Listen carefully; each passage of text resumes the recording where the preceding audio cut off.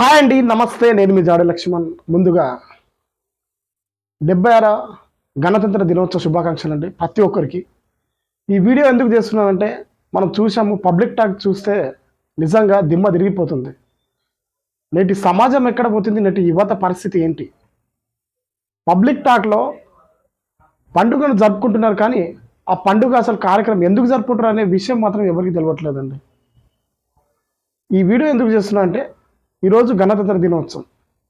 గణతంత్ర దినోత్సవం ఎందుకు జరుపుకుంటారంటే, మీరు చూశారు కదా పబ్లిక్ టాక్.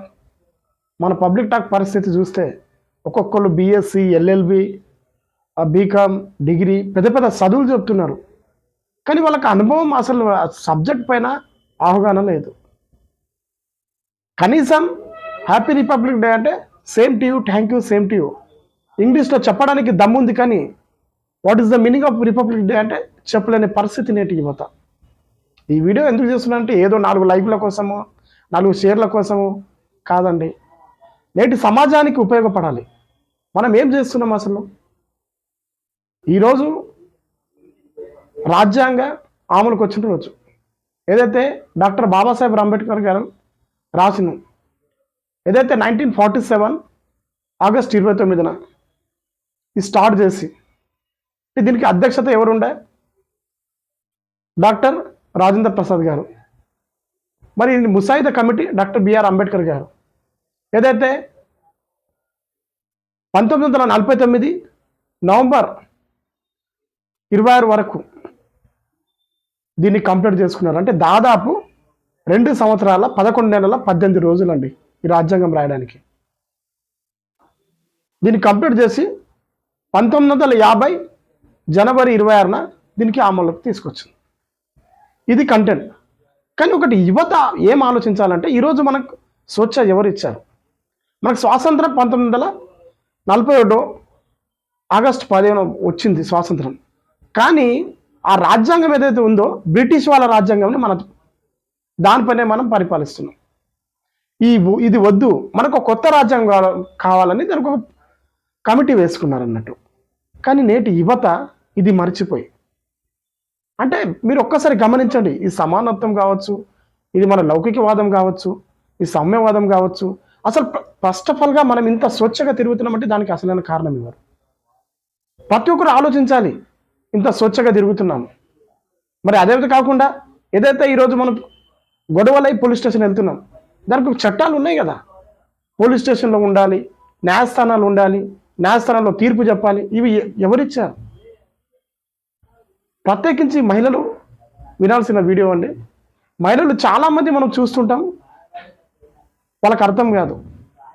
మహిళలకు ఈరోజు గతంలో చిన్నప్పుడు పెళ్లి చేసి ఒకవేళ భర్త చనిపోతే బెదవరాలుగా ఉండేవాళ్ళు. వాళ్ళు అమాయక వయసులో తెలియని 6-8 సంవత్సరాలు చిన్న బొమ్మలకు పెళ్లి చేసేవాళ్ళు. ఆ వయసులో నుండి ఆమె అసలు సంసారం అనే మాట కూడా తెలియదు ఆ పసిపాపకు. అలాంటిది పెళ్ళిళ్ళు ఆపి, మరి అదేవిధంగా కాకుండా ఆమెకు ఓటు హక్కు కల్పించి, అదేవిధంగా కాకుండా ఆ ఓటు హక్కులో సమానత్వం, మగవారితో సమానత్వం హక్కులు ఇచ్చి, అదేవిధంగా కాకుండా ఈరోజు ఆడామగా సమానంతో వాళ్ళకు కల్పించి ప్రతి దాంట్లో రిజర్వేషన్ ఇచ్చారు అంబేద్కర్ బాబాసాహెబ్ గారు. ఇదే కాదండి, ఈ మహిళా రంగాలు దీంట్లోనే కాదు, క్రీడా రంగంలో కావచ్చు, ఉద్యోగాల్లో కావచ్చు, బిజినెస్లో కావచ్చు, ప్రతి దాంట్లో కావచ్చు సగం వాటా వాళ్ళకు ఉంది. కానీ మహిళలు కూడా తెలుసుకోలేకపోతున్నారు. ఈరోజు ప్రతి ఒక్క మహిళ తెలుసుకోవాల్సిందే. ఈరోజు ఒక అటెండర్ నుంచి ఉన్నవాసం చెప్తున్నారు, రాజకీయంలో ఏదైతే వార్డు మెంబర్ నుంచి ప్రధాని వరకు మీకు రిజర్వేషన్ ఎవరు కల్పించారంటే ఎవరు కల్పించలే. ఏ దేవుడు మీ తలరాతను మార్చలే. ఇది 100% చెప్తాండి. నాకు తెలిసి నేను చెప్తున్నాను ఒకటి ఏంటంటే, ఇది నేను చెప్పటం లేదు, మన భారతదేశ తొలి మహిళ ప్రధానమంత్రి అయినటువంటి ఇందిరాగాంధీ గారే చెప్పారు స్వయంగా. తను బ్రాహ్మణ స్త్రీ బెదవరాలు పెళ్ళి అయిపోయింది, మొగడు భర్త చనిపోతే తెల్ల చీర కట్టుకొని గుడిలో కూడా రానివ్వలే. అప్పుడు బహుజనులకు ఎక్కడ వచ్చేదండి గుళ్ళో? ఆ సమయంలో ఆ బ్రాహ్మణ స్త్రీ అయినటువంటి మహిళకి లోపట్ల రానివ్వలేదు గుడిలో. అలాంటి మహిళని ఈ రాజ్యాంగమే ఈ దేశానికి ప్రధాని చేసి అదే గుడికి మళ్ళీ పూజారిగా తనకు పెట్టుకొని అదే మళ్ళీ తెల్ల చీర తీసి వేరే చీర కట్టుకొని ఇంకో కావాలనుకుంటే ఎన్నైనా పెళ్లి చేసుకోండి. అంటే మీ జీవితంలో ఇదే సర్వనాశనం కాదు, సతీసాగనం అంటారు. భర్త చనిపోతే భార్యతో తనతో పాటు కూడా కాల్చేవారు. దాన్ని కూడా ఆపేసి మహిళలకు మళ్ళీ ఇంకా పచ్చకాపురంగా ఉండాలని వాళ్ళకు రిజర్వేషన్ ఇచ్చింది కూడా డాక్టర్ బిఆర్ అంబేద్కర్ గారు. మరి ఇది తెలుసుకోకుండా మహిళలు కూడా ఎంత అసలు వచ్చినామా, జై హింద్, జై తెలంగాణ, జనగణ పాడామా, స్వీట్లు తిన్నామా, ఇంటికి వెళ్ళామా, దీనివల్ల ఏం ఉపయోగం అంటే చెప్పండి. నాకు సిగ్గు అనిపిస్తుంది, నిజం చెప్తున్నా కదా. ఈరోజు మీరు కావాలంటే చూడండి, ఎవరికి విజ్ చేయడానికి అసలు ఏంది అసలు విజ్ చేస్తున్నారు. హ్యాపీ రిపబ్లిక్ డే, గణతంత్ర దినోత్సవ శుభాకాంక్షలు. కానీ దాన్ని ఎందుకు జరుపుకుంటారంటే నాకు చెప్పలేకపోతున్నారు. అందుకే నేను బాధ అనిపిస్తుంది నాకు. ఇదే కాదు, చాలా మంది యువత కావచ్చు, పెద్ద పెద్ద మేధావులు కావచ్చు, ఇదే అయిపోయింది పరిస్థితి. వాళ్ళకు ఒకటి ఏంది, ఈరోజు 26 జనవరి అందరు ఫోటో పెట్టుకుంటే నేను ఫోటో పెట్టుకున్నా, నేను డీపీ పెట్టుకున్నా, అంతే. అదేనండి, దీనివల్ల ఏం లాభం చెప్పండి. మనం మారాలి, మనతో పాటు నలుగురిని మార్పియాలి, మన బాధ్యత అది. ఈ దేశానికి పౌరుడు, నిజం చెప్తున్నా కదా, ఒక దేశానికి చదువుకునే వెన్నెముక్క మనలో అంటాడు. ఈ దేశానికి రాజ్యాంగమే వెన్నెముక్క. ఆ రాజ్యాంగం గురించి అవగాహన లేని ఈరోజు యువత ఉండి ఎందుకు చెప్పండి. ఎడ్యుకేటెడ్కి అన్ఎడ్యుకేటెడ్కి డిఫరెంట్ ఏముంది ఇప్పుడు చెప్పండి. డిఫరెంట్ ఏముంది? ఏమీ లేదు. నిజం చెప్తున్నాను కదా, ఈ వీడియో చేయడానికి కారణం కూడా అదే. తెలుసుకోండి, రిజర్వేషన్లు కావచ్చు, ఈరోజు చదువు పరంగా కావచ్చు. మీకు ఒక విషయం అండి, ఇందాక మహిళల గురించే చెప్పాను. పురుషులు కూడా మనం చదువుకునే వాళ్ళమా? ఎస్సీ, బీసీ, ఎస్టీ ఎవరైనా కానీ చదువుకుంటే పండితు వాళ్ళు, బ్రాహ్మణ వాళ్ళే వాళ్ళు పుస్తకాలు చదవాలి, వేరే వాళ్ళు అసలు చదవకూడదు అని సనాతన ధర్మం చెప్పింది. కానీ ఈ రాజ్యాంగం ఎస్సీ, బీసీ ఎవరైనా కానీ బడికి వెళ్ళాలని స్కూల్లో పెట్టించి మరీ చదివించారండి. అర్థం చేసుకోండి, ఈ రాజ్యాంగం గురించి ఎంత మీకు గొప్పగా ఇచ్చేశారు. ఈరోజు తను పెట్టిన రాజ్యాంగమే, ఈరోజు తను రాసిన రాజ్యాంగం వల్ల చాలామంది కలెక్టర్లు, డాక్టర్లు, ఐఏఎస్లు, ఐపీఎస్లు, చాలామంది మేధావులు ఉన్నారు. ఈరోజు ఎందరు మంది లేరండి చెప్పండి. అప్పుడు ఏంది, బ్రాహ్మణులే చదువుకోవాలి, వాళ్ళే చెప్పిందే వేదం, వాళ్ళు చెప్పిందే సైతం లేదు. ఈరోజు ఒక ఎస్సీ, బీసీ, మైనార్టీ ఎవరైనా కావచ్చు, ఆయన కూడా చదివి మేధావి అవుతున్నారు. ప్రతి ఒక్కరు ఇది గమనించండి, ఆలోచించండి. రాజ్యాంగం అంటే ఏంది? రాజ్యాంగం రాసింది ఎన్ని సంవత్సరాలు? 2 సంవత్సరాల 11 నెలల 18 రోజులు దీనికి సమయం పట్టింది. ఇది ఎప్పుడు స్టార్ట్ చేసినారు? దానికి మరొకసారి చెప్తున్నారు, దానికి ఒక కమిటీ వేసుకున్నారు. ఆ కమిటీ అధ్యక్షుడు ఎవరు? డాక్టర్ రాజేంద్ర ప్రసాద్ గారు. ఎప్పుడు వేసుకున్నారు? 1947 ఆగస్టు 29న. దీనికి ఆ కమిటీకి ముసాయిదయానికి చైర్మన్గా ఎవరున్నారు? డాక్టర్ బిఆర్ అంబేద్కర్ గారు. దాన్ని ఎప్పుడు కంప్లీట్ చేశారు? ఆ రాజ్యాంగాన్ని 1949 జనవరి మన 26న, నవంబర్ 26న కంప్లీట్ చేశారు. అంటే దాదాపు 2 సంవత్సరాల 11 నెలల 18 రోజులు. దాని అమలు ఎప్పుడు తీసుకొచ్చారంటే 1950 జనవరి 26న. ఈ కంటెంట్ని వదిలేసి మీరు ఏదో మాట్లాడుతున్నారు. ఇంకొకటి విషయం చెప్పాలండి, నిజం చెప్తున్నా కదా, ఇది చాలా సిగ్గుచేటు అసలు విషయం చెప్పాలంటే. ఏదైతే 26 జనవరి రోజు, మరి 15 ఆగస్టు రోజు కూడా మనం స్కూళ్ళలో చూస్తూ ఉంటామండి. ఆ రోజు దేశభక్తి పాటలు కాకుండా కొందరు సినిమా రికార్డింగ్ డ్యాన్స్లపై, అంటే సినిమా డ్యాన్స్ పాటలపై డ్యాన్స్ చేస్తున్నారు. దానిపైన మీ పిల్లలకి ఏం నేర్పిస్తున్నారు? మీరు నేటి సమాజానికి ఏం నేర్పిస్తున్నారు చెప్పండి? గుడి ఉంటుందండి, గుడిలో ఏం పాటలు పెట్టాలి? భక్తి పాటలు, దేవతల పాటలే పెట్టాలి. సినిమా పాటలు పెడితే గుడి ఉంటుంది, దేవుడు ఉండి ఏం లాభం చెప్పండి? మస్జిద్ ఉండి దాన్ని అల్లా అనే వారికి ప్రార్థన స్థలంలో, అది అక్కడ సినిమా పాటలు పెడతారా? చర్చ్ ఉంది, అక్కడ యేసుప్రభు పాటలే వాడాలి, సినిమా పాటలు వాడతారా? ఈ ముగ్గురిని తలరాత మార్చే బడి, ముగ్గురిని తలరాత మార్చే బడి. కానీ ఆ బడిలో కూడా సినిమా పాటలు పాడుతున్నారు, సినిమా పాటలు డ్యాన్స్ చేస్తున్నారు. కానీ సినిమా పాటల్లో కూడా కొన్ని ఉంటాయి, కానీ పనికిరాని కూడా కొన్ని సినిమా పాటలు పాడి దగ్గర డ్యాన్స్ చేస్తున్నారండి. అందుకే మనకు మార్పు అయితే వచ్చింది, 100% చెప్తున్నా. ఏదైతే పుష్ప 2తో ఎట్లా అయిపోయిందో అందరికీ తెలిసిన విషయమే. దీనివల్ల ఏం ఉపయోగం లేదు మిత్రులారా. దయచేసి చెప్పండి, మీరు నేటి సమాజాన్ని మీరు నేర్పియండి, నేటి యువతను చెప్పండి, మీకు తెలిసిన సబ్జెక్ట్ ఏముందో చెప్పండి. చాలా మంది వెనుకబడి ఉన్నారు. మనం తెలుసుకోవాల్సింది ఒకటి, చాలా మంది ఏమైనా మేధావి చదువుకున్నాడు, ఎంఏ బిఎడ్ చదువుకున్నాడు అంటే సబ్జెక్ట్ గురించి తెలియనోడు వేస్టే నా దృష్టిలో అయితే, గాడిదతో సమానం అండి. క్లారిటీగా చెప్తున్నా. నేను పబ్లిక్ టాక్ తీసుకుంటే నాకు సిగ్గు అనిపిస్తుంది. ఒక్కొక్కరు పెద్ద పెద్ద చదువులు చెప్తున్నారు కానీ రిపబ్లిక్ డే అర్థం తెలియకపోవడం చాలా బాధాకరమైన విషయం. దీన్ని ప్రతి ఒక్కరు గమనించాలి. ఇదే కాదండి, ప్రతి ఒక్క పండుగ గురించి కూడా, సంక్రాంతి కావచ్చు, ఉగాది కావచ్చు, దీన్ని కూడా పబ్లిక్ టాక్ తీసుకుంటాను నేను. ఆ పండుగలు ఎందుకు జరుపుకుంటారంటే కూడా తెలియదు. పండుగ జరుపుకోవడం తెలుసు. రీసెంట్గా మనం చూసాం కదా, బతుకమ్మ పండుగ గురించి పబ్లిక్ టాక్ తీసుకున్నాం. ఏముంది, బతుకమ్మ జరుపుకోరు. ఏముంది, బొడ్డమ్మ తీసుకొస్తారు, పూలు పెడతారు, రౌండప్ కొడతారు, వాటర్లో వేస్తారు. ఇది బతుకమ్మ పబ్లిక్ టాక్. సిగ్గు అనిపిస్తుందండి. మీరు ఒక పండుగ లేకపోతే తెలుసుకోకుంటే చెయ్యకుండి. మీకు ఎవరు చేయమని చెప్తున్నారు చెప్పండి. చెయ్యకుంటే మిమ్మల్ని ఏ దేవుడు కూడా తిట్టాడు. ఏదైనా మీరు పండుగ కావచ్చు, పెళ్లి కావచ్చు, దేనైనా కావచ్చు, దానికి ఒక కారణం లేనిది ఎవరు చేయరండి. ప్రతి దానికి ఒక కారణం ఉండి ఒక స్టోరీ ఉంది, అది తెలుసుకోండి. కానీ అప్పుడు వన్స్ అపాన్ ఎ టైం ఎలా ఉండే, ఎవరైనా చెప్తే మనకు తెలుసుకుండే, లేకపోతే పుస్తకాలు చదవాల్సి ఉండే. కానీ ఇప్పుడు ఏముంది, ఫోన్ ఉంది కదా మీ దగ్గర, గూగుల్లో సెర్చ్ చేయండి, ఏర్పడుతుంది. గూగుల్లో సెర్చ్ చేస్తే దాని సమాధానం చెప్తుంది మీకు. టైప్ చేస్తే అసలు మీకు సమయం కూడా లేనప్పుడు వాయిస్ రికార్డ్ పెట్టండి దాంట్లో. ఎంత దారుణం మిషన్. చాలా అసలు ఈ వీడియోని చాలా బాధాకరంగా చేస్తున్నాను, నిజం చెప్తున్నాను కదా.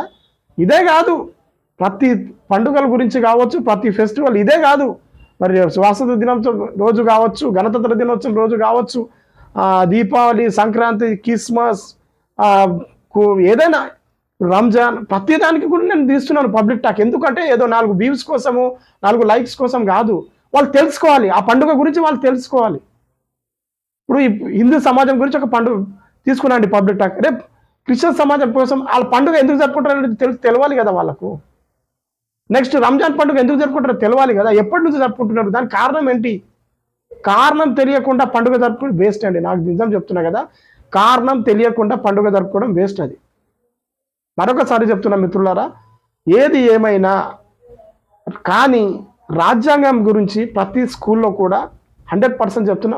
ఏదైతే మీరు పొద్దున మార్నింగ్ స్కూల్లో కావచ్చు, కాలేజ్లో కావచ్చు, ప్రేయర్ చేస్తారు, ప్రతిరోజు ఒక ఆర్టికల్ ఇచ్చిన పిల్లలకు చదివిపించిన అది భవిష్యత్తులో చాలా ఏర్పడుతుంది, వాళ్ళకి చాలా ఉపయోగపడుతుంది. క్లారిటీగా చెప్తున్నా. ప్రతి ఒక్క ఆర్టికల్, సరే 2 డేస్కి ఒక ఆర్టికల్ ఇచ్చిన దాదాపు మనకు 365 డేస్లో మనకు స్కూల్ ఏదైతే నడుస్తుందో 200 రోజులు నడుస్తుంది. దాంట్లోకి వెళ్ళి ఒక అబ్బాయి 100 రోజులు వచ్చిన 100 రోజుల్లోకి వెళ్ళి ఒక 50 రోజులు వాడు చదువుకున్న, 50 రోజులకి వెళ్ళి ఒక బట్టి ఒక సంవత్సరానికి 20 ఆర్టికల్ నేర్చుకున్నా, వాడు 10 సంవత్సరాల వరకు 100 ఆర్టికల్ అంటే అర్థం చేసుకోండి. 5 సంవత్సరాలకు 100 ఆర్టికల్, 10 సంవత్సరాల వరకు 200 ఆర్టికల్ నేర్చుకుంటానండి అని అర్థం చేసుకుంటుంది. చాలా ఉపయోగపడుతుంది. ఎవరిని ఇప్పుడు ఈ పోలీస్ స్టేషన్లో వెళ్ళాము ఆయన కంప్లైంట్ తీసుకోవట్లేదు, నెక్స్ట్ ఫర్దర్ మనం ఏం చేయాలి, ఆర్టికల్ ఉంది. మనం తప్పు చేయకుండానే పోలీసు వాళ్ళు మన లాఠీ చార్జ్ చేస్తున్నారు, అప్పుడు ఏం చేయాలి, దానికి ఆర్టికల్ ఉంది, చట్టం ఉంది, ఎలా వెళ్ళాలి. మన డాడీని కాల్ చేయడం, ఆ డిపార్ట్మెంట్కి కాల్ చేయడం ఎందుకు, చదువుకోండి, చట్టాలు ఉన్నాయి కదా. ఆ చట్టాల గురించి అవగాహన లేదు, మళ్ళీ ఎప్పుడు అవసరం వచ్చినప్పుడు చట్టాల గురించి మాట్లాడతారు పెద్ద. అదే ప్రతి ఒక్క రోజు ఒక చట్టం చదువుకున్నా మీకు ఉపయోగపడుతుంది కదా యువతకు. ఈరోజు అడ్వకేట్లు ఎందుకు తయారవుతున్నారండి, మీరు కూడా అడ్వకేట్ లాగా తయారవ్వాలి. ఎల్ఎల్బి చేయాల్సిన అవసరం లేదు. గూగుల్లో, యూట్యూబ్లో చాలా ఉన్నాయి క్లాసెస్. వాళ్ళు కూడా ఎల్ఎల్బి చేసి ఏదైతే వాళ్ళు అడ్వకేట్లు అవుతున్నారో, రాజ్యాంగం చదువుకున్న తర్వాత, వాళ్ళ ఏదైతే మొత్తం ఆర్టికల్ చదువుకున్న తర్వాతనే అడ్వకేట్లు అవుతున్నారు. ఎల్ఎల్బి అంటే ఇప్పుడు లాస్ట్ ఏంది, చాలా మందికి నిజం చెప్తున్నాను, ఇంకా అడ్వకేట్ అంటే కూడా ఇంకో సమస్య. చాలా మంది అడ్వకేట్కి లాయర్కి డిఫరెంట్ తెలియదండి, క్లారిటీగా చెప్తున్నా. నల్ల కోట వేసుకున్నాడు ప్రతి ఒక్కరు అడ్వకేట్ అంటారు. అడ్వకేట్ వేరు, లాయర్ వేరు. అడ్వకేట్ లాయర్ అంటే ఏంది, ఎల్ఎల్బి కోర్స్ చేసుకున్న తర్వాత తను ఎగ్జామ్ పాస్ అయ్యి లాయర్ అవుతాడు. అడ్వకేట్ బోర్డ్ ఎగ్జామ్, వాళ్ళకి బోర్డు వాళ్ళ ఎగ్జామ్ రాసినప్పుడు దాన్ని క్వాలిఫైడ్ అయితే గవర్నమెంట్ ఆయన గెస్టెడ్ సిగ్నేచర్ అవుతాడు. ఎల్ఎల్బి అంటే ఏంది, ఏదైతే ఆయన లాయర్ అంటే ఆయన ఓన్లీ కోర్టులో వాదించలేడు కేసు, కానీ క్లయింట్ దగ్గర కొంచెం అమౌంట్ తీసుకొని ఆ క్లయింట్కి ఏదో సలహా ఇవ్వగలుగుతాడు. అడ్వకేట్కి లాయర్కి చాలా డిఫరెంట్ ఉంది. నేర్చుకోగలుగుతాడు, కానీ కోర్టులో మాత్రం కేసు వాదించలేడు. కోర్టులో కేసు వాదించాలంటే అడ్వకేటే వాదించాలి. ఇలాంటి చదువుకోవాలి, చాలా చదువుకోవాలి. పోలీస్ డిపార్ట్మెంట్ పైన కావచ్చు, డాక్టర్ డిపార్ట్మెంట్ కావచ్చు, చదువు పైన కావచ్చు. ఒక ఉపాధ్యాయుడు స్టూడెంట్ని కొడితే ఏం చేయాలి, ఒక విద్యార్థి ఒక స్టూడెంట్ పైన బిజ్ చేస్తే ఏం చేయాలి, అది ఏ చట్టం ఉంది, ఎన్ని సంవత్సరాలు ఉంది, మనకు ఎంత ఫైన్ పడుతుంది, దీని గురించి ఎవరు చదువుకోరు కూడా. మీకు అవసరమా? ఏం చెప్పాలి, అసలు ఏం లేదు. మరొకసారి చెప్తున్నా, ఈరోజు పీల్చగాలి మనం 100% చెప్తున్నా. ఈరోజు ఇంత స్వచ్ఛగా బతుకుతున్నామంటే ఆంగ్లేయులు మనకు దాదాపు ఎంత నరకం చూపించారంటే, స్వాతంత్రం వచ్చిన తర్వాత మన ఆంగ్లేయులు బగాయించిన తర్వాత, మనకు స్వాతంత్రం వచ్చిన తర్వాత వాళ్ళ ఆర్టికల్లే మనం ఫాలో అయినప్పుడు మనకు ఒక చట్టం కావాలని రాజ్యాంగం తీసుకొచ్చింది. ఆ రాజ్యాంగం కమిటీ వల్ల ఈరోజు మనకు స్వచ్ఛ దర్జాగా మనం తిరుగుతున్నాము. లేకపోతే రజాకార్ ఒక సినిమా చూసింది కదా, ఎంత దారుణం ఉండే. మనకు ఏదైతే స్వాతంత్రం వచ్చిన తర్వాత కూడా మన హైదరాబాదు ఒక అంటే ఆయన ఒక నిజాం రాజు కింద ఉండే పరిపాలన. స్వాతంత్రం వచ్చిన తర్వాత కూడా అంత దారుణంగా మన పరిస్థితి ఉండే. తెలంగాణకు ఒక పెద్ద చరిత్ర ఉంది. ఈ చరిత్ర చదువుకోండి, భవిష్యత్తులో మీకు అవకాశం పడుతుంది. లేకపోతే ఇలాంటి మంచి మంచి సినిమాలు చూడండి. పుష్ప 2 తగ్గేది లేదు. ఆ పిచ్చి పిచ్చి సినిమాలు చూసి ఏం లాభం చెప్పండి. సబ్జెక్ట్ పైన నేర్చుకోండి. చాలా మంది నేను స్టూడెంట్ లైఫ్ చేయాలా. What is the meaning of student? విద్యార్థి అంటే ఏంటి?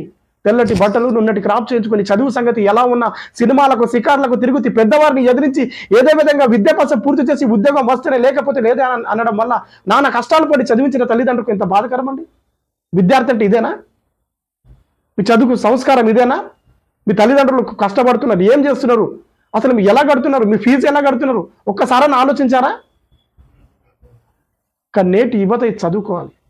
మరొకసారి చెప్తున్నా ఫ్రెండ్స్, దయచేసి ప్రతి ఒక్క యువతకి రాజ్యాంగం అవసరం. మరి వాళ్ళకంటే ఎక్కువ మహిళలకు అవసరం. ఈరోజు మహిళలపై జరుగుతున్న అన్యాయాలు మనం చూస్తున్నాం. రోజుకు దిగజారి ఏదైతే మొన్న న్యూస్ చూసామో, ఆయన పిల్లాన్ని మొత్తం నరకం చూపించి కోసి ముక్కలు 72 ముక్కలు చేసి కుక్కర్లో ఉడికించి చేసిండట. వాళ్ళు చదువుకోవాలి. అసలు నెక్స్ట్ ఏం చేయాలి, మేము ఎలా చేయాలి. పోలీస్ స్టేషన్ ఉంది అని ఒకటే తెలుసు, మా కొట్టుకుంటే కోర్టు అని ఉంది ఒకటే తెలుసు. వాళ్ళు ఒక లీగల్ ప్రకారం వాళ్ళు ఆ చట్టాన్ని ఒకవేళ వాళ్ళు అనుసరించకపోతే ఇల్లీగల్గా వెళ్తే దాన్ని మనం చదువుకున్న వాళ్ళైతే వాళ్ళపైన కేసు పిటిషన్ కూడా వేయచ్చు. ఎస్పీ కావచ్చు, డిఎస్పీ కావచ్చు, వాళ్ళపైన కూడా మనం వేయచ్చండి. చట్టాలు ఉన్నాయి, చదువుకోండి, చాలా ఉపయోగపడుతుంది. మరొకసారి చెప్తున్నాను, మహిళలు సోదరులారా, మీరు అందరూ ఖచ్చితంగా మీరు చదువుకోవాలి. రాజ్యాంగం చదువుకోవాలి. ఎంత చదువుకున్నది ముఖ్యం కాదు, రాజ్యాంగమే మీకు నేర్పిస్తుంది గుణపాఠం. ఈ దేశానికి వెన్నముక్క ఏమందంటే రాజ్యాంగమే. మరొకసారి చెప్తున్నా, నిజంగా చెప్తున్నాను కదా, ఏదో చెప్తున్నా కదా, మా అంటే భగవద్గీత చెప్తే భక్తి పెరుగుతుందేమో, ఖురాన్ చెప్తే భక్తి పెరుగుతుందో ఏమో, మళ్ళీ బైబిల్ చదివితే భక్తి పెరుగుతుందేమో, కానీ దేశ నీతి మనకు బాధ్యతలు తెలవాలంటే ఖచ్చితంగా రాజ్యాంగం చదవాల్సిందే మిత్రులారా. రాజ్యాంగం చదవాల్సిందే. రాజ్యాంగం గురించి అవగాహన తీసుకురండి.